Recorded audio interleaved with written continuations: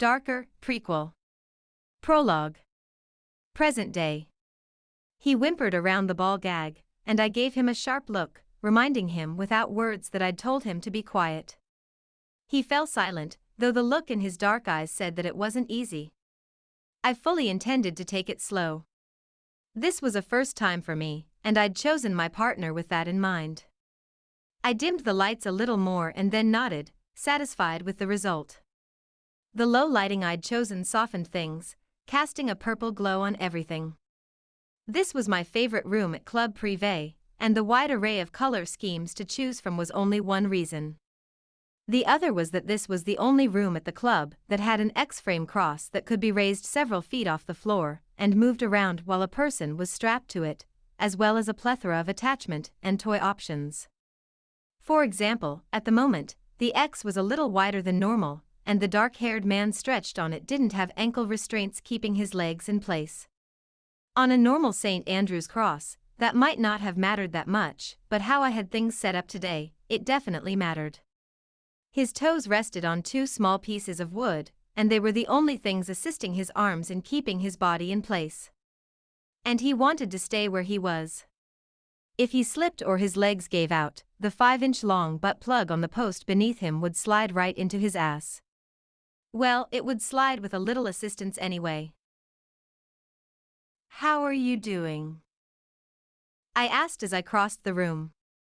I didn't expect an answer since he couldn't exactly talk with the ball gag in his mouth, but I wasn't looking for a response. It was a reminder for him that I was in charge. I stopped within arm's reach, allowing myself the luxury of admiring the fine form in front of me. He was a few inches taller than my own 5 feet 6 inches, putting him just under 6 feet tall. Nice broad shoulders, but a little more muscular than I usually liked. His dark hair was cut short, his rugged features clean-shaven, though his chest had a little more hair than I usually liked. His cock, however, was nice and thick, just long enough to get the job done, especially with his jewelry. Keeping my eyes on his face, I ran my finger down his chest. The muscles in his stomach tensed and jumped under my touch, so it was no surprise when his feet slipped. He sucked in a breath, or tried to, anyway, as 1.5 inches of flesh-colored silicone disappeared between his cheeks. That's a good start. I patted his cheek before walking over to the chair I'd set up a couple feet from where the man hung. That's who he was. The man. I didn't have a name and I didn't want one. I hadn't told him mine and didn't intend to, though he might have heard it before.